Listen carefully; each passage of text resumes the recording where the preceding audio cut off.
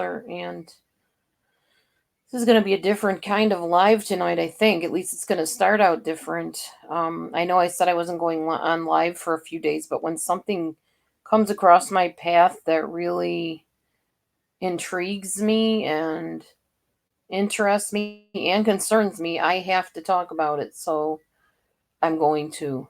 I'm just going to wait for some more people to come in here because I think this topic is very crucial. Very crucial. Um, I don't think I was able to name this stream though, so hold on a minute. Um, yeah, I don't know. Why is it not telling me I can go on YouTube? That's what I'm wondering. View on YouTube. Okay, this is weird. Something strange about this computer. I don't know. It's different than my other one. YouTube. That's what I'm wondering. Okay, hold on. I turn down the sound. Hey Daisy, how have you been? How have you been, Daisy? Um, I have to. 1 minute. Okay, there we go. Um, I had to shut off my sound. It was confusing me. Anyway, yeah, I have a lot to share tonight. I was going to do this on YouTube, and I actually had everything all set up on YouTube, and then I totally switched to this. So, oh, that's good. I'm glad you're hanging in there. I switched to this. Hey, there you are, One Love. This is going to be a doozy of a night, I'm telling you. This information that I got. Wow.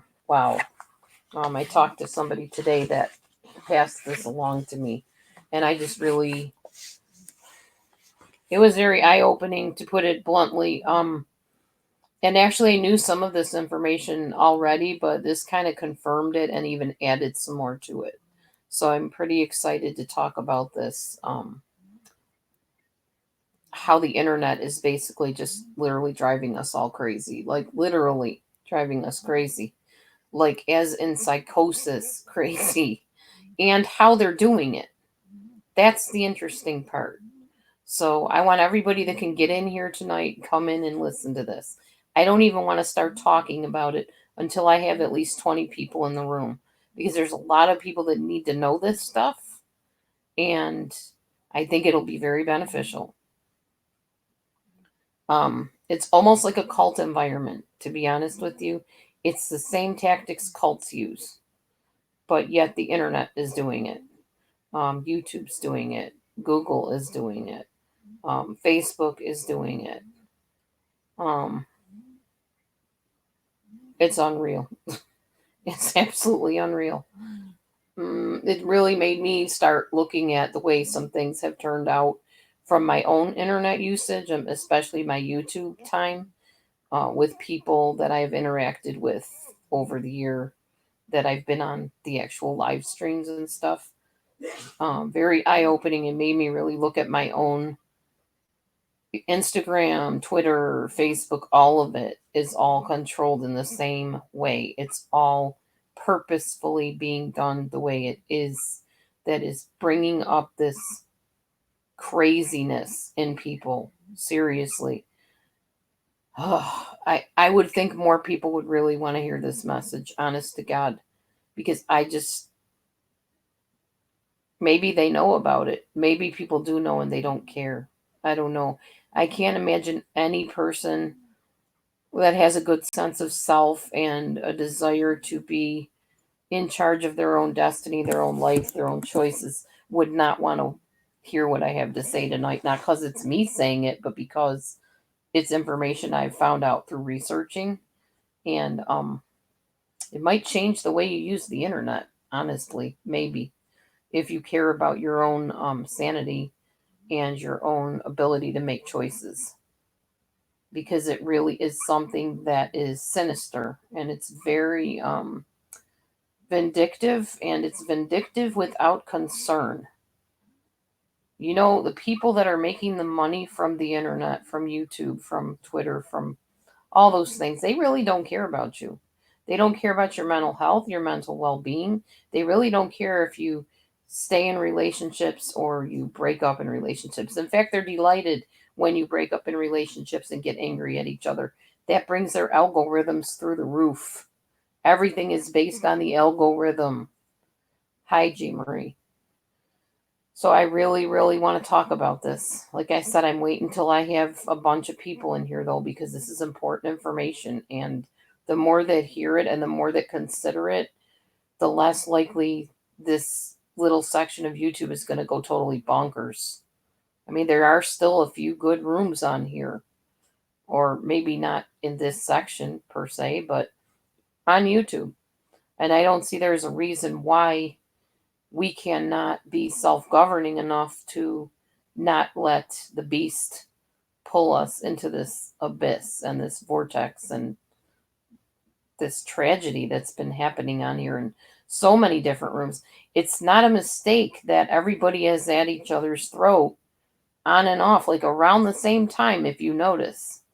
I don't know if you've noticed, but I've noticed that it goes in cycles. It's like there's this calm, everybody seems to be tolerating each other, and then all of a sudden it goes from super calm to way up past 10, super fast. People screaming at each other, people cussing at each other, people doxing each other, people hating each other. It's all designed that way, people. It's all designed that way by an invisible force that you don't even know about. You're going to think I'm nuts. You're going to think I'm a conspiracy theorist. Well, I am. I do believe in conspiracy theories. But I'm telling you the truth, and you can believe it or not. This is all planned, all of it. I'm not saying, oh, well, so and so got together with this person and acted this out for drama. Some of them do. I'm sure that's part of some of what goes on here. But some of it is literally being orchestrated from beyond in an invisible way that you don't know about, called algorithm. And it's all based on, guess what? The one thing people lately are up in arms about: sales and marketing, money, money, money, money, bottom dollar, bottom line. That is what they want, is money, and they are getting it by driving us crazy. Yes, one love, exactly. And I would get you up here on the microphone, but I want to say what I have to say, and then we're definitely having a discussion afterwards, because I know you are on the same wavelength with me on this one.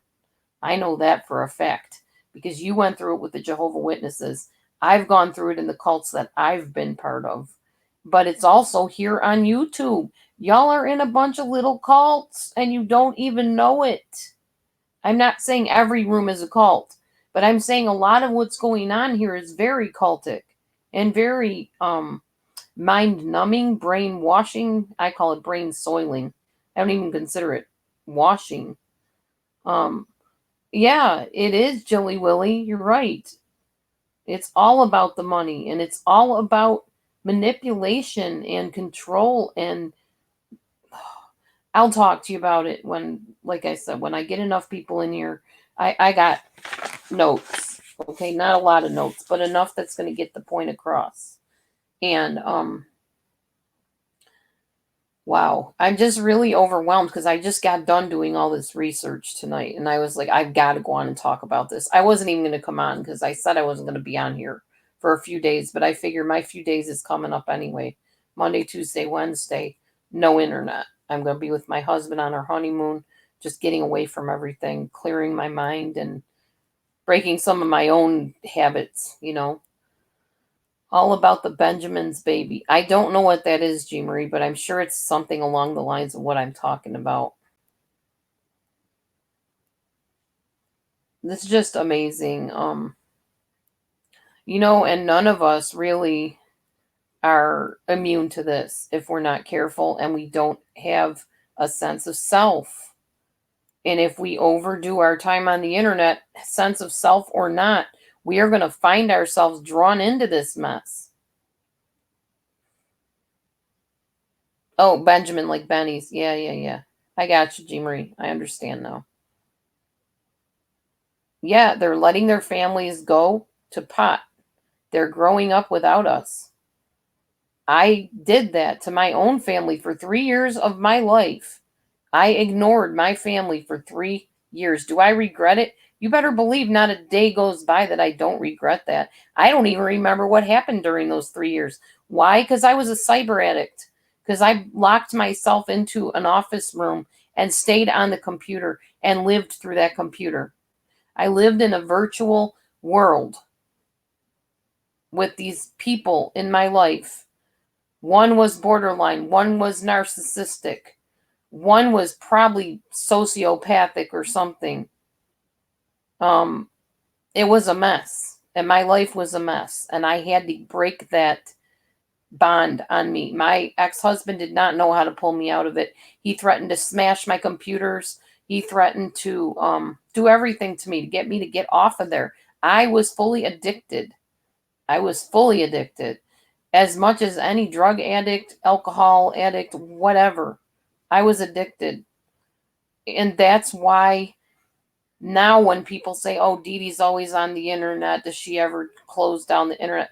You have no idea. I am so not always on the internet, at least not on like social media like YouTube.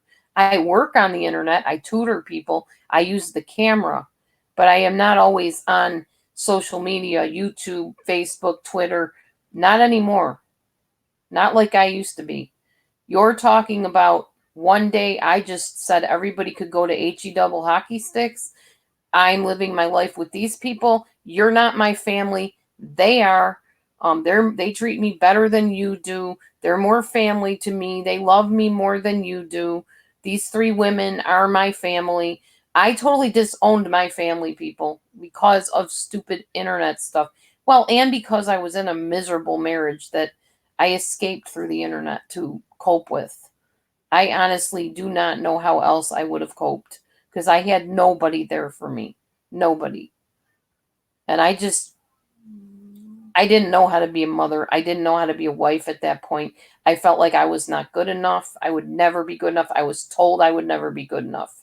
And then when I stopped being good enough because I was never there for anybody, then I fulfilled their own prophecy, my ex husband's prophecy. And I became that person that just didn't care about my kids, about my husband, about anything in reality. I disowned my friends. I got sucked into the internet vortex, as I call it, because that's what it feels like. It's like this bottomless pit where you just keep going down and down and down and falling and falling. And there is no bottom. And it's the scariest feeling that you will ever feel. It's very, very terrifying. And the thought that I almost gave up all of my children, my husband, my family, my friends, my life, and everything for an electronic device hurts me to the core. It does. That's why when people accuse me of that, I get feisty. I get like, no, I'm not addicted, and don't accuse me of it. I broke that addiction. By the grace of God, I will never, ever walk down that path again. So if there's times you don't see me for a few days, just know that that's for my own and my husband and anybody that is dear to me in my real life. It's for their sake too, and my own. How did I finally get out of it? I was very close to God through that time, and I cried out to Him and I said, show me if this is true.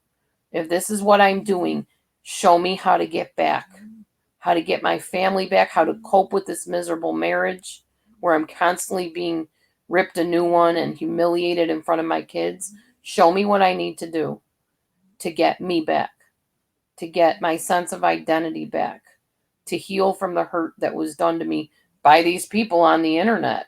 Basically, the very monster that sucked me in then turned on me.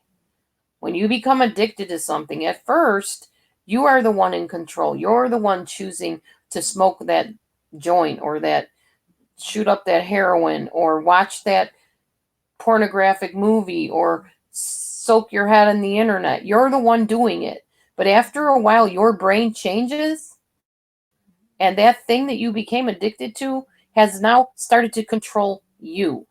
You now crave that thing. You can't live without that thing. You can't imagine your life without that thing. That's why when people sing those stupid romance songs, if I can't have you, I don't want nobody, baby, or I can't live if living is without you, why I joke about that a lot, but it's true. You can live without another person. Thank you, Jilly Willy. That is one of my things that I've always wanted to be. And I kind of am one, I guess, on here. I just don't get out much enough to really go anywhere and motivationally speak. I thought of doing a Toastmasters course, but I don't like being controlled.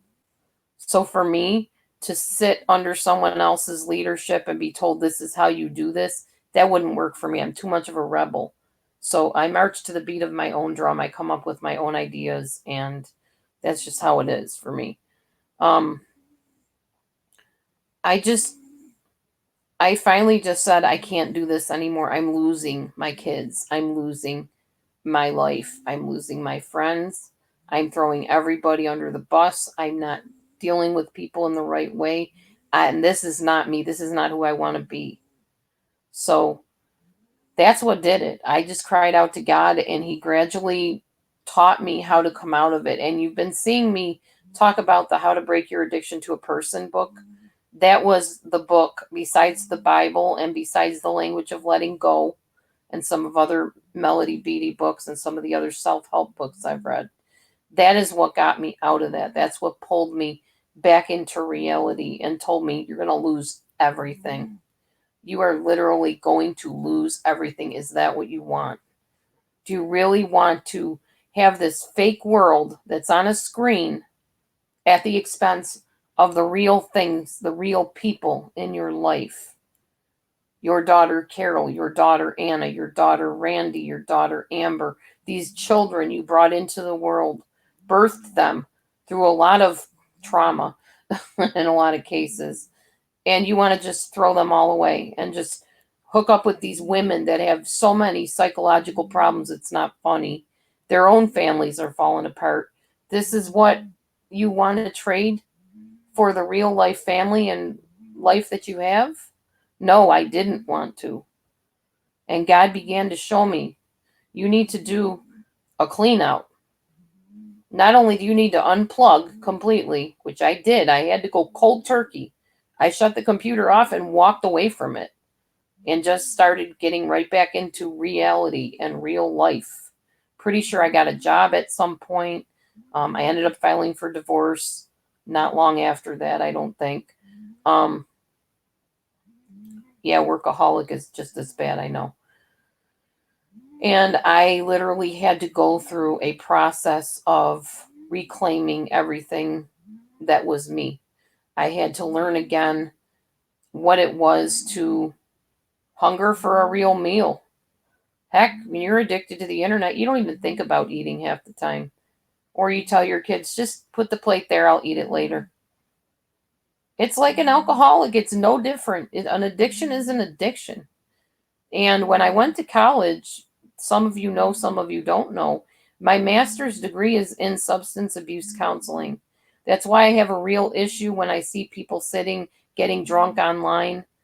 Knowing that they even get drunk at all bothers me because I am an addictions counselor. I mean, that's what I'm trained in. And I've had addictions. So seeing somebody addicted to a substance of any kind is going to bother me. It just will. I was trained to help people overcome those things. So, yeah, I don't like watching people sit and get drunk online. It's not my thing. It bothers me. It bothers me anytime I see anybody controlled by someone or something, including myself. So when I start noticing that I'm getting too into something, or Matthew will pull me back and say, honey, step away, take a break, blah, blah, blah, I'll listen. I might fight a little bit, but I know that he's only looking out for me. And I know that I have to look out for me because I cannot go down that path again. I told myself a long time ago when that happened that with God's grace, by God's help, I will not ever be that person again that just shunned everything in my real world for a fake representation of human beings. And the sad thing was when I met some of these human beings in person, like I met One Love in person. Maybe you know. She was who she is. She's a little different on here, but not like to the point of these women being absolutely, totally about face different, controlling, manipulative, evil, possessed, whatever you want to call it. It was scary meeting these people in person. And then they turned on me in the end, anyways. which your addictive substance is going to do. Addictions destroy you. They are not they're not your friend. YouTube is not your friend. I'm not saying you can't make friends on here, but this fake cyber world out here, what some people are portraying themselves as, is not your friend. It's not. And it will destroy you if you don't get a grip on it. Okay, 13 people is great. I'm going to go with that, okay? I'm just going to start talking because this is real. I mean, I kind of knew it, but hearing it again was eye-opening. All right, so first of all, the one main thing that the internet and cell phones and Instagram and Twitter and social media of all kinds feeds into is not having to wait for things. Immediate gratification. You can press a button and poof, you're there. Just that quick. Click on someone's name, you're in a room. Type somebody an email, send it off, they get it almost immediately. Instant gratification. Instant gratification is an infantile need. When you are born, you're a baby. We're going to talk on this a few times. We're going to keep tapping back into this whole infantile attachment thing because honestly, that is where it all starts. So as a baby, you have a need for instant gratification. You're crying, you need to be fed somehow. Bottle, breast, baby food, whatever. Instant gratification is okay when you're a baby, not as an adult. Well, I want that beer, so I'm just going to drink it and keep drinking it and drinking it and drinking it because I want that feel-good feeling. I want my dopamine response to go through the roof. I want to be high as a kite. I want to get drunk with my buddies. Baby reactions there, baby, okay? For me, I want to escape my miserable marriage. I want to form enmeshment and bonds with these women on here because they're my friends and they treat me nice and they tell me I'm beautiful and they tell me I'm a great preacher because at the time I was preaching the Bible. You're a great preacher, Pastor Laura. We admire you. You are our pastor. We're going to start this church room. You're going to be in charge of it. We're going to pour our praise out on you for being so close to God. And we're going to admire you and shower you with praises. It goes to your head. There's only one being, in my opinion and viewpoint and belief, that needs to be or deserves to be praised, and that's God. Okay? What happens is when you are on the internet and you happen to be in a leadership type position, people can put you on a pedestal and see you as, wow, I wish I could do that. I wish I could talk like that. No. It's not about that. I want you to hear the message, not so much the messenger. I'm glad I can be his messenger. I'm glad I can be a messenger of any message that's going to change lives and produce positive results in people. It's not about the money for me. Although, yes, I get paid because I'm offering a service. So I should get paid. So should everybody else that comes on here and spends their time offering a service to people and spreading information that's useful. They all should get paid. I don't have any issue with people paying me through PayPal or Snapchat or Super Chat, whatever, Super Chat or GoFundMe, whatever. Pour it on if you want. I mean, it's not about the whole money thing for me. It's about me helping people, and the money helps me to help people. It pays for the internet. It pays my bills so that I can keep coming on here, and I take my time to do the research to come on here and present this stuff. So it's not about, oh, look at me, look at me. It's about help me to get this message out. Until the day I die, my life will be about helping people and providing useful information, not getting caught up in toxic relationships, toxic bonds with people, toxic situations. That's not me anymore. It stopped being me years ago, and it's not going to become me again. So, internet, social media, instant gratification, not waiting for anything. Is it any wonder now why when people get paychecks, they got to go right out and spend it on stuff? Got to get on eBay and order stuff. Got to get on Amazon and get that latest gizmo and gadget That's all programmed into us to want, and want it now. Every kind of advertisement you see is geared towards, well, if you don't have this, you're not as good as the next guy. You have to have this today. Hurry while supplies last. Get it today. We're running out of them. We don't know how much longer this deal will be on for. Come on. I've worked 20 years in the sales and marketing industry, people. I know people think it's crazy that I've lived so much of life.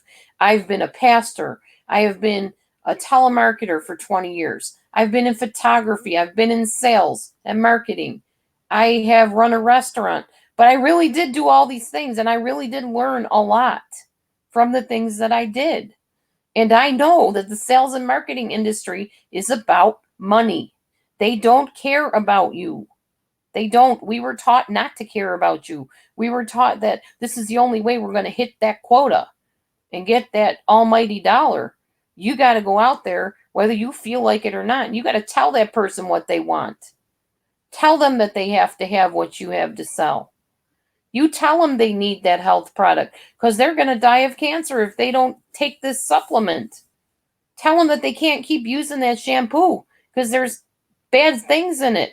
We got the better shampoo. Now, I'm not saying that every product on the market is healthy either. I'm just saying there is a sales manipulation technique.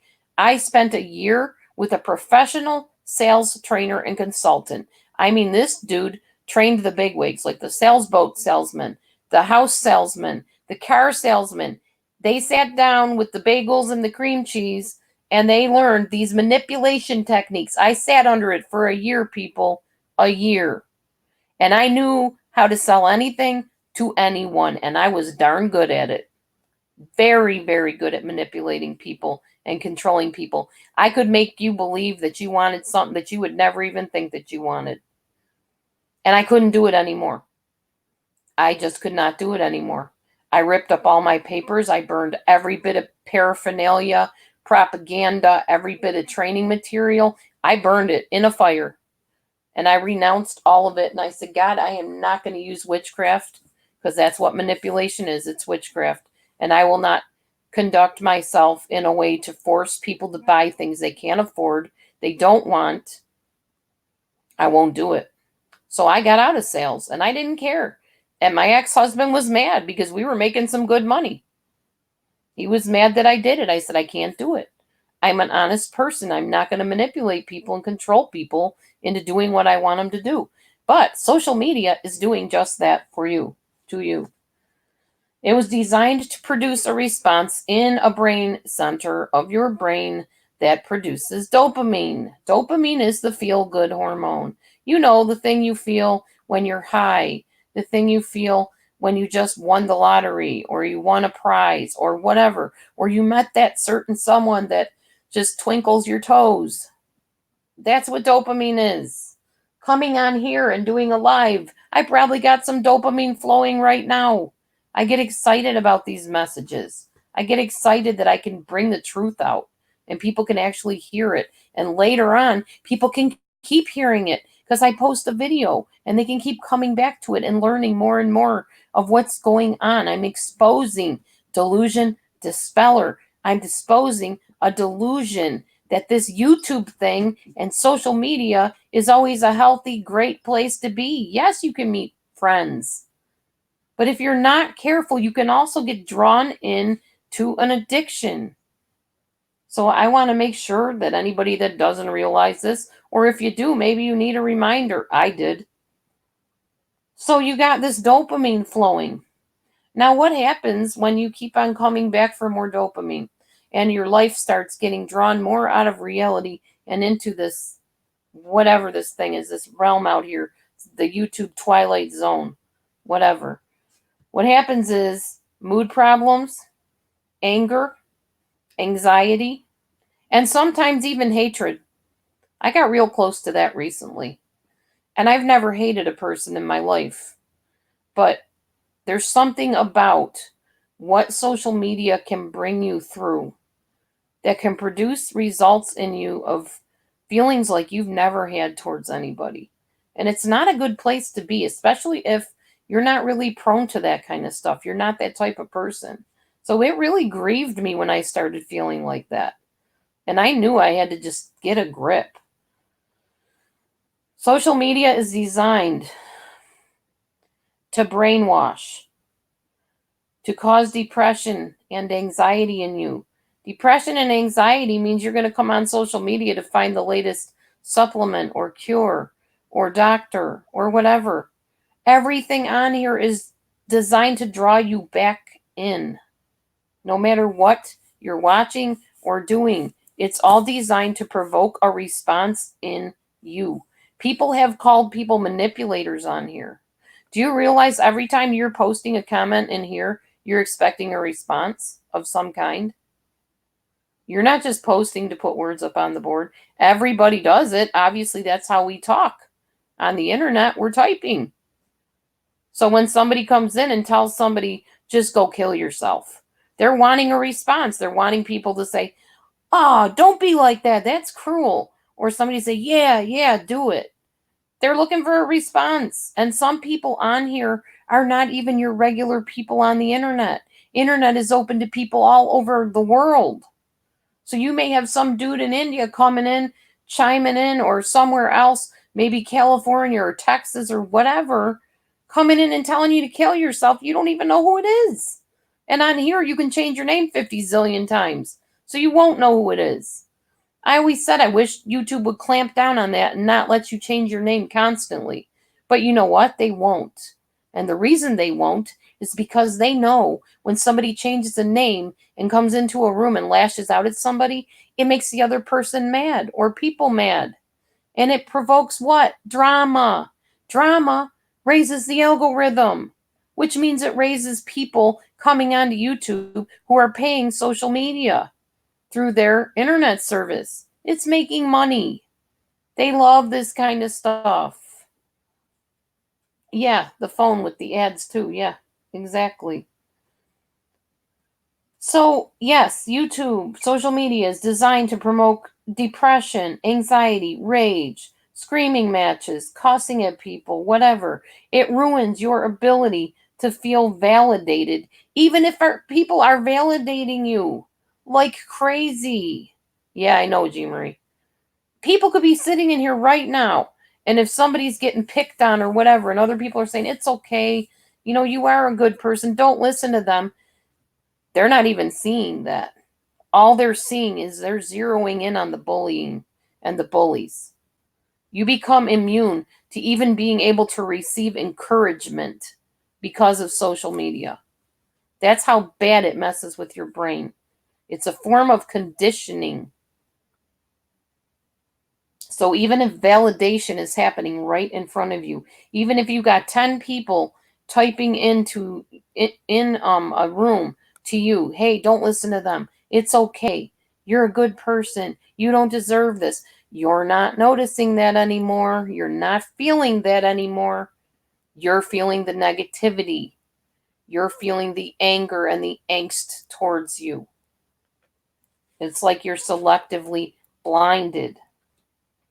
If you're constantly online, bathed in negativity, negative comments, people putting you down, people questioning your every move, people slighting you, people doxing you, people smearing you, if you're in that whole entire environment, bathing in that negative yuck, you can become psychotic. It's been proven, and many people have, which is why I tell you that I'm all about balance. I will come on here every few days. Now, it's been a lot more than I had planned this week because I've been tutoring and I'm kind of getting that sense of dopamine from helping people, helping students learn English, from interacting with people, learning about their cultures and their lands and things that they're going through. So then I can come on here and it's like, I feel good about myself. I feel like I've filled that emptiness with my tutoring job.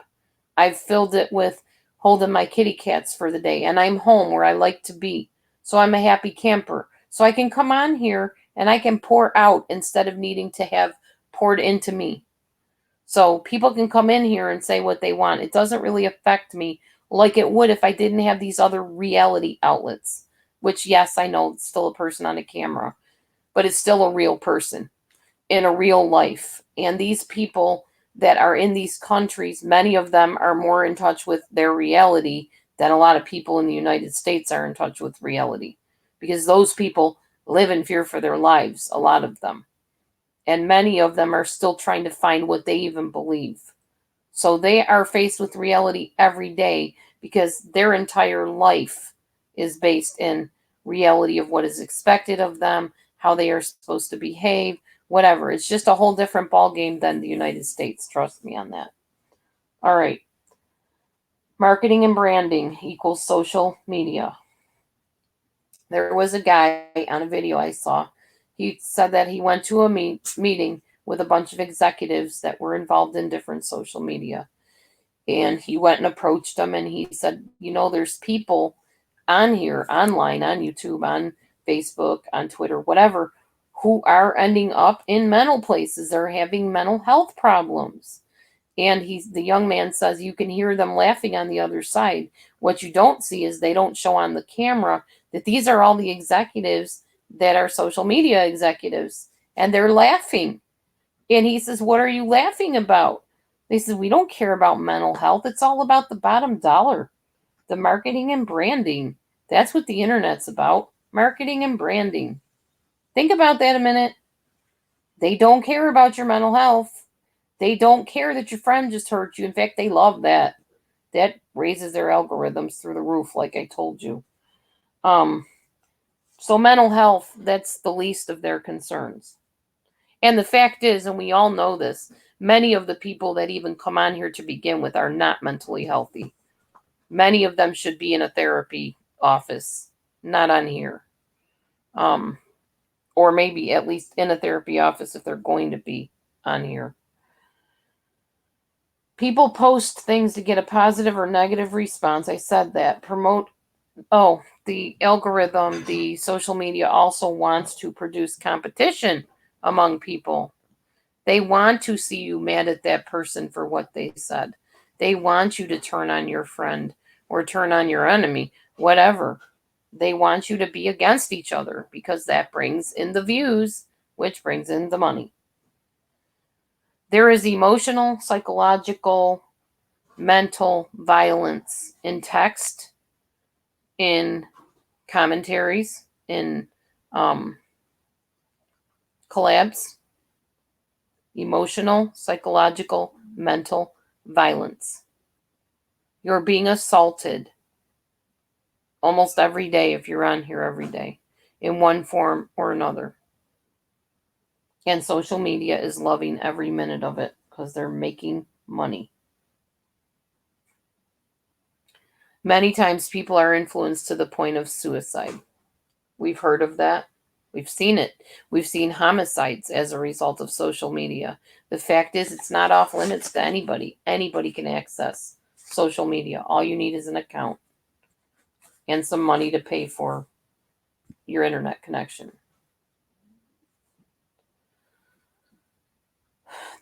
Along with the increase of social media, there has been an increase of teen suicide because this is how it works. You guys still hearing me, by the way? This is how it works. Yeah, I'm trying to get a reaction out of you just to see if you're still hearing me. I don't know if my internet froze or whatever the heck. Somebody just say hey or something. Testing 1, 2, 3. Thank you. Okay. All right. I just wanted to make sure because it looked like it was frozen on my end. All right. So people can become addicted to social media. We know that. It's taking a risk when you come on here. You're seeing troubling images sometimes, animals being harmed, people being harmed. Some people are becoming immune to it. But if you're not immune to it and those things bother you, coming on social media, you're going to hear it, you're going to see it. You're going to see some love your on me. What? Oh, your ear. Okay. You're going to see troubling things. You're going to hear troubling things. You're going to hear things that make you angry, things that make you sad. They're going to provoke a variety of emotions in everybody, including me. It's designed that way. So you're taking a risk every time you sign on. You are taking a risk of being harassed by people. I definitely take that risk. Being a creator makes it worse, obviously. There's so many people that are like, well, I'd like to start a channel, but I'm terrified because I've seen how other creators have been treated. And you're justified in feeling that way because, yes, creators on here or anywhere really get the brunt of everything. I mean, people love us, they hate us, they loathe us, they want to see us dead. I mean, you are open to whatever form of attack is going to come your way for giving your opinion. So, yeah, you have to have a tough skin, but more than a tough skin, because it goes beyond that, you have to have a very strong sense of self, and a support system is very helpful too. My husband is my support system. My God is my support system. Heck, even my kitty cats can be my support system sometimes. If I'm having a bad day, those cats climb right up on top of me, put their paw right across my chest, as if to just say, Mom, it's going to be okay. A guy named Sam Vaknin. Now, many of you know, and some of you don't know. I'm sure G. Marie knows this. Before I even existed as Delusion Dispeller, I had been through my own narcissistic abuse from a former mentor, and also some borderline abuse from a friend before her. And I came on YouTube. I made one video, just one, telling what happened, talking about my feelings and whatever. And then I discovered Sam Vaknin's video, Malignant Narcissism Revisited. It was basically not really a video, but a website. And it was his full book, Narcissism Revisited. And I poured over those pages. And I learned so much about what I had just gone through, why I had gone through it, the fact that my mentor had been raised by a narcissistic and absent type of mom, an alcoholic father, and had to pretty much raise herself. She became very narcissistic. She treated me very abusively as a narcissist. And I learned what that was. I came on, made my videos. People kept saying, please tell me more. Keep making videos. You are helping us. You're saving my life. People literally would call me, email me, tell me that they had pills near their bed they were ready to take. They had a gun in their hand. They were ready to kill themselves. And they came on my Delusion Dispeller channel and they decided to live, and they couldn't thank me enough. And it was never a source of, oh, I'm really something. Wow, I'm really good. Never. Never has been, never will be. It's all glory to God. He uses me as the vessel. He works through me as his mouthpiece. That's it. Nothing more, nothing less. And all glory goes to him. And I'm so thankful that he let me be there to save that person's life. Now, I don't know whatever became of those people. I'm sure they're doing great in their lives and probably touching other lives. That's what I believe. But I'm so thankful that I could be that person that God decided to work through that day. Okay, so anyways, that is how I came across Sam Vaknin. I had been abused myself. I learned that it was narcissistic abuse, and I began making videos. I became Delusion Dispeller because I was disillusioned after my mentor turned out to be narcissistic and abused me so badly. And I wanted to become Disillusionment Dispeller, but it was too long of a word, and I didn't feel like typing all that in. So I thought, well, what is something close to that? Well, what am I doing? I'm dispelling the delusions that people deserve to be abused, that people are crazy, that this never really happened. I'm dispelling delusions, hence the name Delusion Dispeller, and evermore I have been since 2008. At any rate, I met Sam Vaknin's, well, not him, but his channel back then, and began learning about narcissism and began talking about narcissism. So what I'm about to share, some of what I'm about to share, comes from him. So he made a good point. If social media cared that people could become addicted, why don't they limit user time online? Why don't they? Why don't they say, like, okay, you got an hour on Facebook and then it's going to shut down on you? You got 2 hours on YouTube and then you're done. Why don't they do that? More money, letting you come back over and over again. More money, keeping you on here. That's all they care about.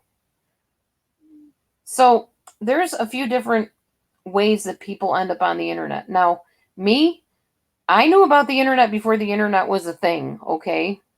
Internet has not been around all as long as everybody seems to think it has. It's just that it feels like it never did not exist. But there was a time, people, when there was no such thing as an internet. When you actually talked to people and you called them on the phone or you went to their house. Well, way back when I was married to my first husband, and we used to sell health products and we sold home-based business type products, we would go to motivational meetings.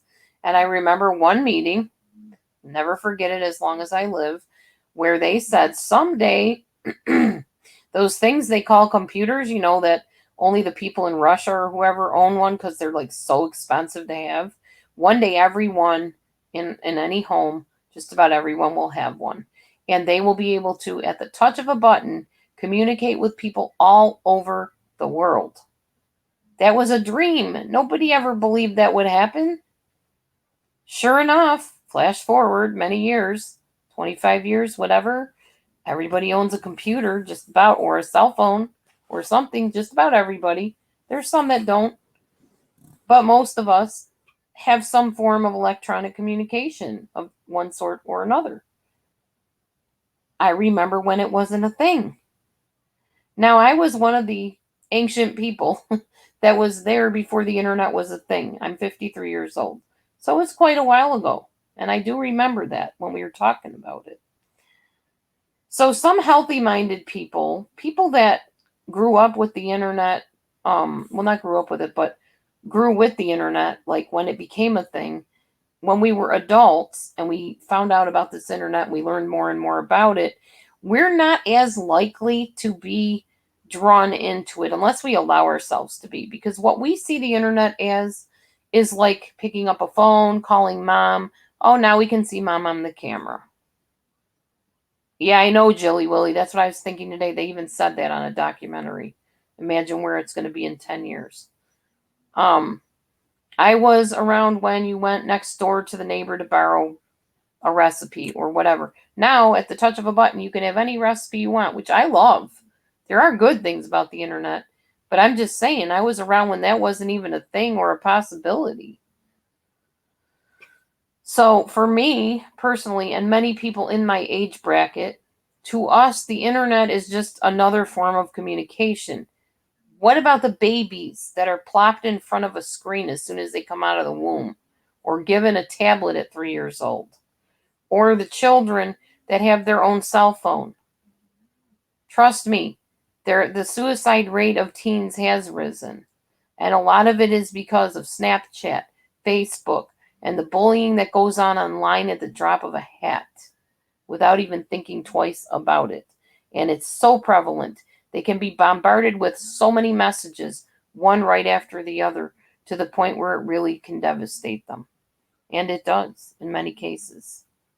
So it's different whether, you're an older person and you just see it as, oh, it's a nice little pastime. I think I'll go watch a movie or I'll just go catch that live stream, whatever. But rather than you're a child and you're raised with it and it is all you know. Exactly, Jilly Willy. That's what I'm saying. The kids in the school that I worked at didn't know how to tell time on a clock. I had to teach one girl, she was in 9th grade. So it's sad.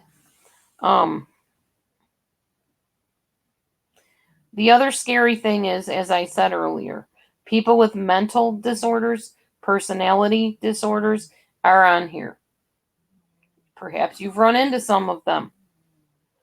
They do not handle when somebody pulls away from them very well.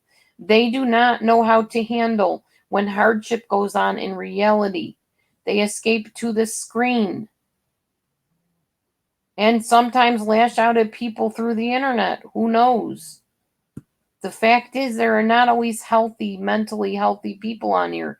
And if somebody that is mentally healthy can be conditioned in a bad way to respond and react and be angry and whatever, How much more so somebody that's psychotic, somebody that's borderline, somebody that is antisocial, whatever, agoraphobic or whatever.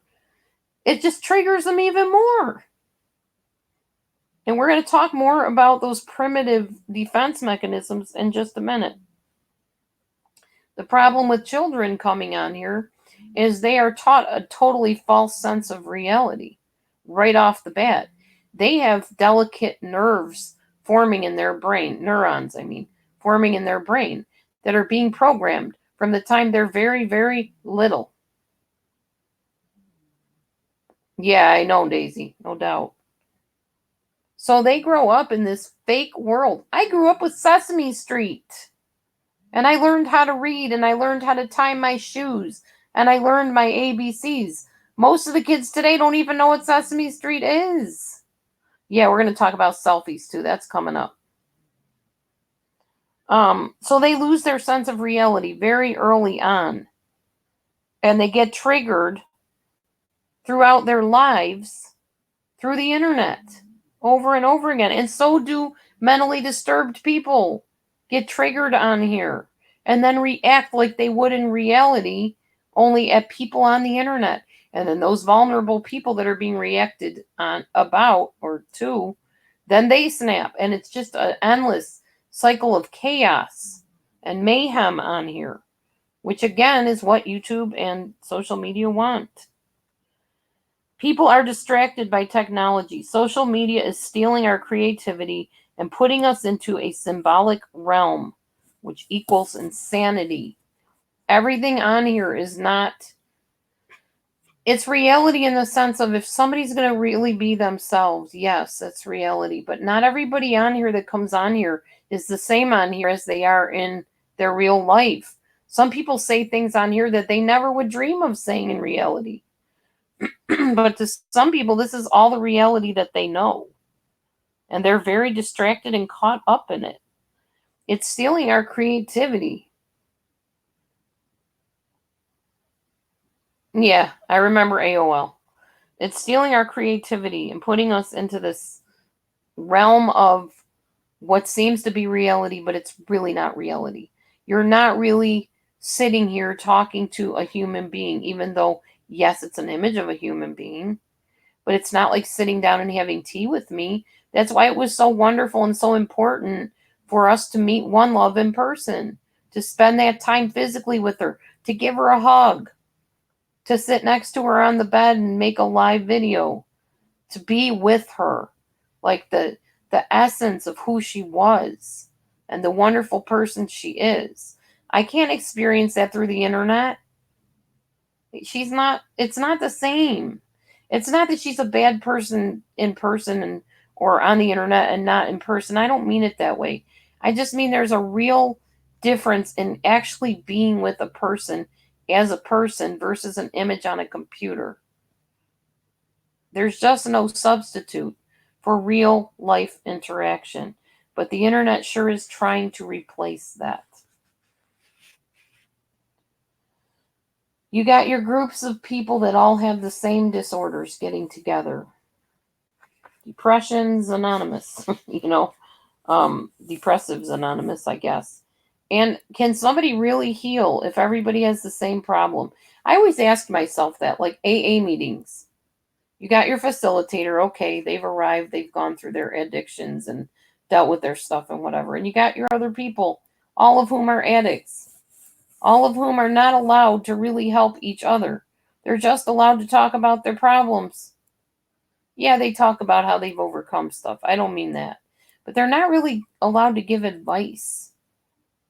And that always bothered me because I would go to like Celebrate Recovery and I would want to help people. I'm a fixer. Everybody knows that. So when I can't fix you and I can't try to give you advice, it is going to destroy me inside. And what happens on the internet is all these people with these issues get together, form this little alliance, and sometimes encourage each other to stay addicted. Look at the Anna groups for anorexics. It's okay, honey. You'll lose that weight. Why are you trying to lose weight? You are a sick person. You're dying. Why are you encouraging them to lose more weight? What is the matter with you? You don't do that. But there's a camaraderie there. They feel like, well, all these people are real skinny. I fit in here. I did that with the flippin' Fantasy Feeder website.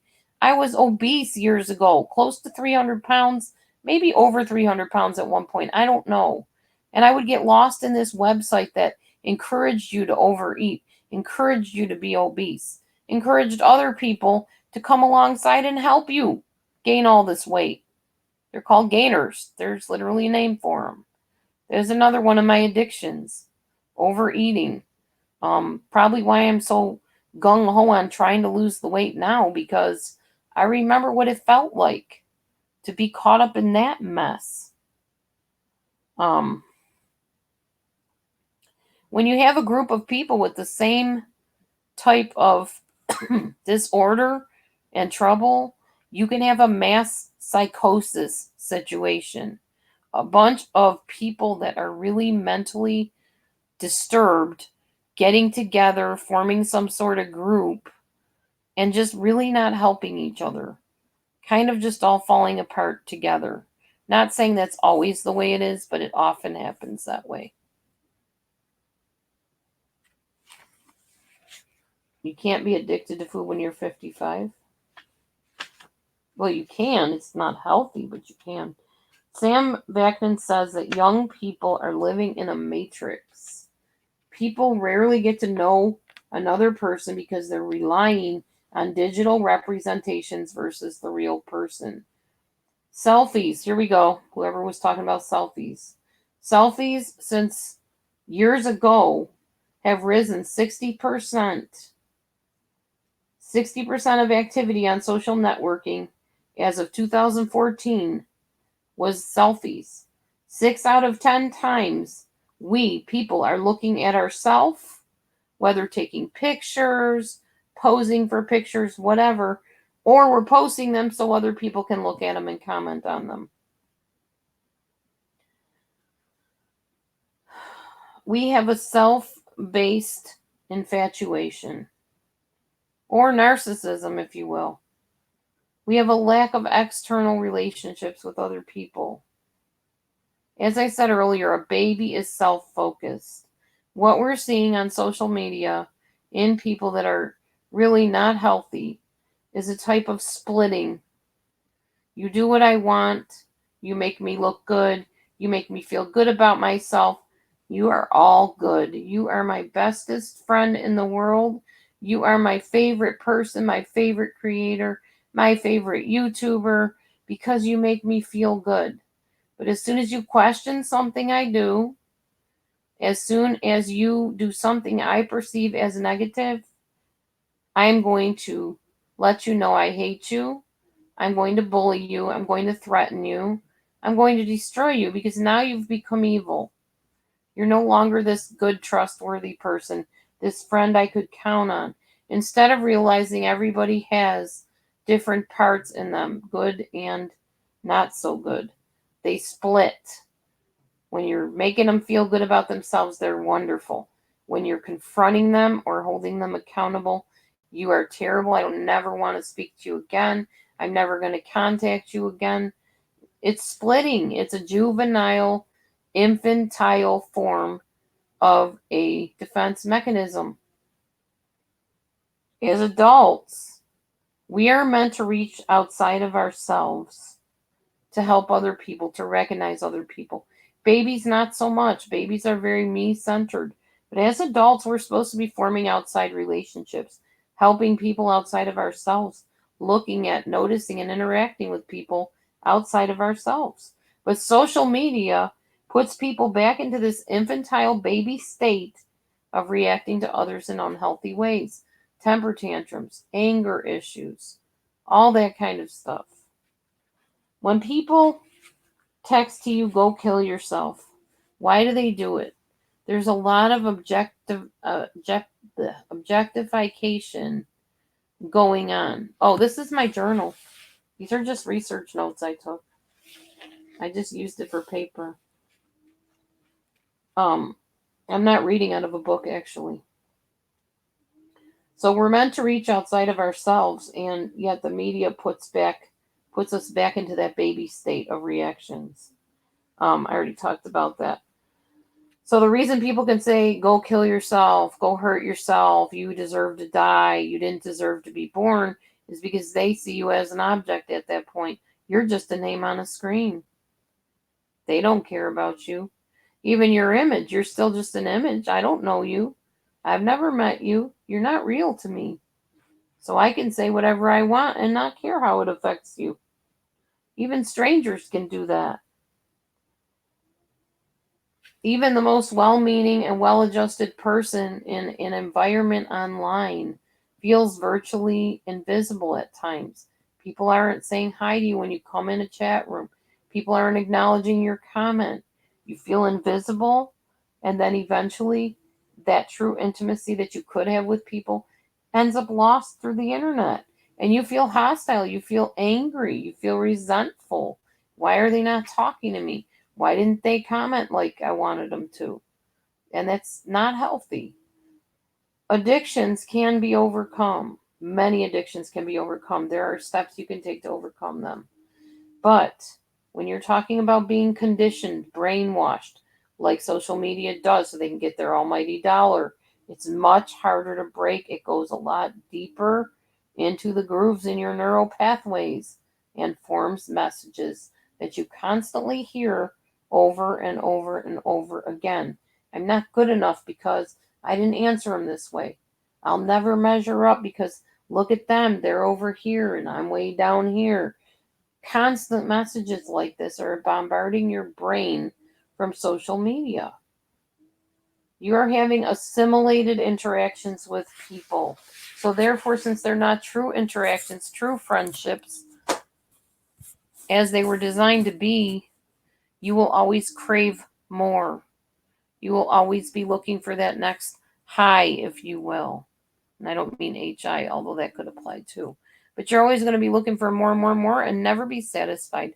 Never feel like you've arrived at an enough point as long as you are looking to social media to fulfill your life.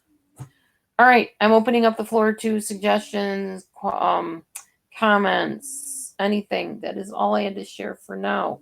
One Love, are you still in here? I don't know if I drove you out, bored you to sleep, or what I did, but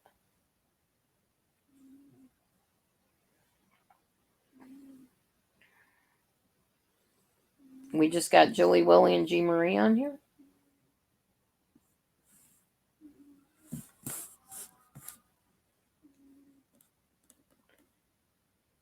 Wow, G. Marie, I'm sorry about that. Ouch.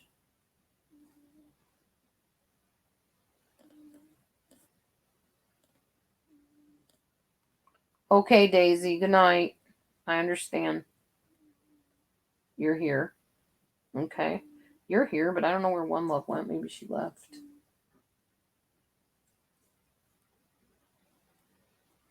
Show up.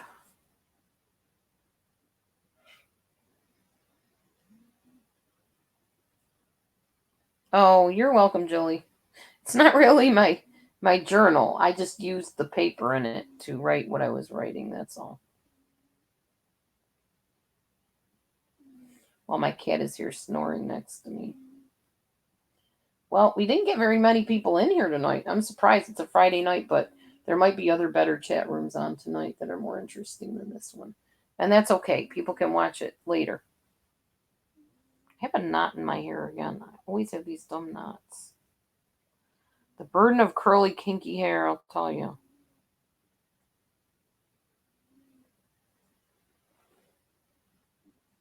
All right. Well, anyways. Oh, thank you, Jolie. Thank you, thank you, thank you for coming in, for listening. And I'm glad I can get this video out there now so people can watch it and learn. The fact that we really are at each other's throats because it's on purpose, because we're being conditioned to fight on YouTube. We're being conditioned to get on everybody's nerves. So the solution is stepping away, unplugging once in a while, going to get back into reality, limiting your time online, and realizing that you're not always looking at the realistic version of anything.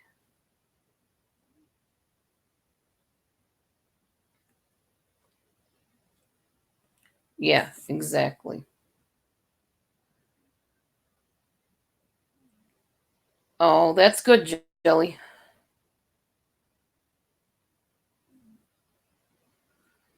Anyway, I think I'm going to get off of here. I just wanted to share that message, and there's not really anybody that wants to comment a whole lot. So, I mean, as far as discussing it, but I'm sure I'll get comments and stuff. People can chime in and say whether they realize, that this is going on. Anyway, God bless you, and I will talk to you next time. Have a good one. Have a nice weekend, everybody. And Shabbat Shalom. It is the Sabbath, actually, today and tomorrow. See you soon.